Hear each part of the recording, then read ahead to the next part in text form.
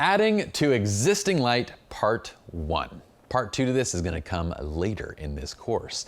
Now, what are we trying to say when it comes to adding to existing light? This is actually one of my favorite lighting techniques, and we did it a bit in Lighting 101, but really Lighting 201 and beyond is where we have a lot more control of this. And what we're essentially saying is that when we want to add to existing light, we're basically saying that the scene is perfect. The natural light in the scene is absolutely beautiful. The light that's falling onto our subject is great. All we need is just a little bit more of it. Why? Because what we're trying to do is just boost the existing light on our subject a little bit so that way they stand out from the background. The easiest way to tell if a scene is perfectly set up for just adding to existing light is just to look at the scene as a whole and just say, do I like the light on my couple? And do I like the overall scene lighting? And do I like everything about it? But is my couple getting a little bit lost in the background? That's exactly what we have over here in this image.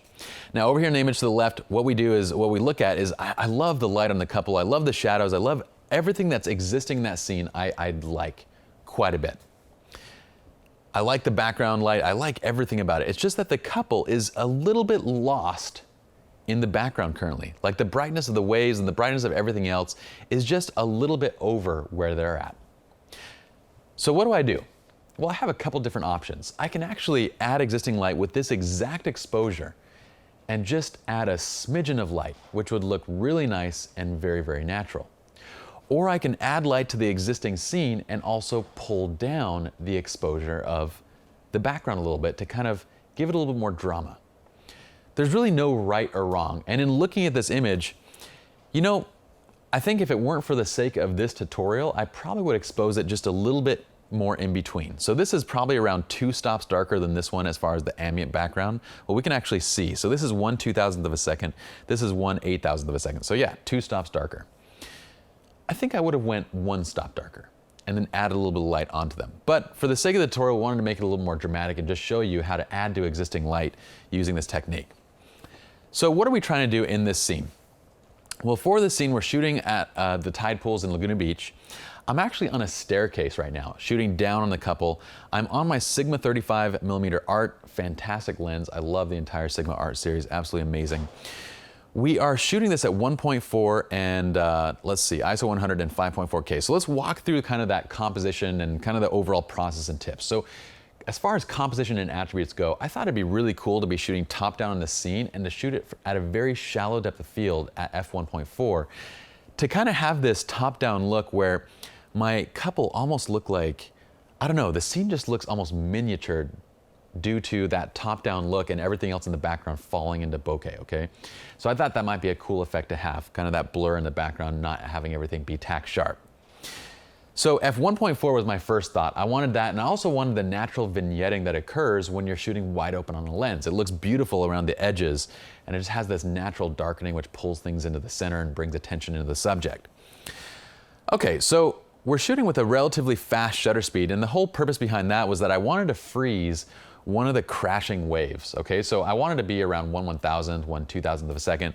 But at f1.4 and ISO 100, to get the background darkened down a little bit, so going a step further, I wanted to get a darker ambient exposure, so I wanted to go around 1/8000th of a second. Now, what about sync? Now, what we just said was that basically we wanted to freeze the waves, right? So we needed to be at a shutter speed of around 1/1000th of a second to get completely frozen waves in the first place. Now, would it make a huge difference with the waves being out of focus in the background? Not a huge difference if we were at 1/200th versus 1/1000th, but still, that's not the point. The point is that if we put an ND filter on to bring the sync speed down, we're no longer able to freeze the background the way that we want to or the way that we envision. So what do? Well, we're using the Phottix Metros, and so this is the time where with the Odin on my camera, and I had 3 Metroses mounted to the cheetah bracket. You can, again, the cheetah bracket's overkill for these guys. I just have it because I often use manual strobes too. I just put these on the cheetah brackets. I have 3 of them, and I use high-speed sync with my Phottix Odin on the camera. That allows me to fire at above 1/200th of a second for the sync speed. Now keep in mind that whenever we do that, our light output, the light output of these guys drops tremendously. We're losing anywhere between 5+ stops of light by going up to 1/8000th of a second. but I have 3 of them stacked together. So that's not a huge deal. And also, I just want to add to existing light. I'm not trying to overpower existing light.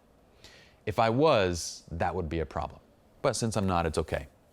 So we achieve sync by going into high-speed sync and going to 1/8,000th of a second and ISO 100 for that slightly darker, more dramatic exposure. Light direction and quality. Now here is one thing. If I could go back to this scene, and if I had, 20/20 hindsight, if I were to go back and redo this, I would make one modification to this.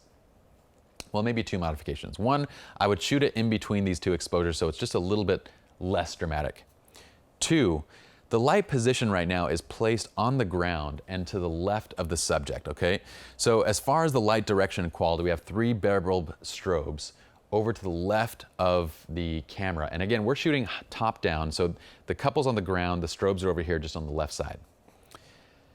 I wish the light position would have been a little bit different. If it were possible to boom the lights up to almost like the same position, the same height that I'm at, like 10 to 15 feet, and then just walk it out a little bit further in the scene. Now, it might have been a shot where we'd have to set up a tripod and do that simple composite because it would have most likely been in the frame if it were up that high and if it were shooting down. But what I would essentially want to do, if it was possible, if I had the time, is to light from the exact angle of where the sun's coming down from here.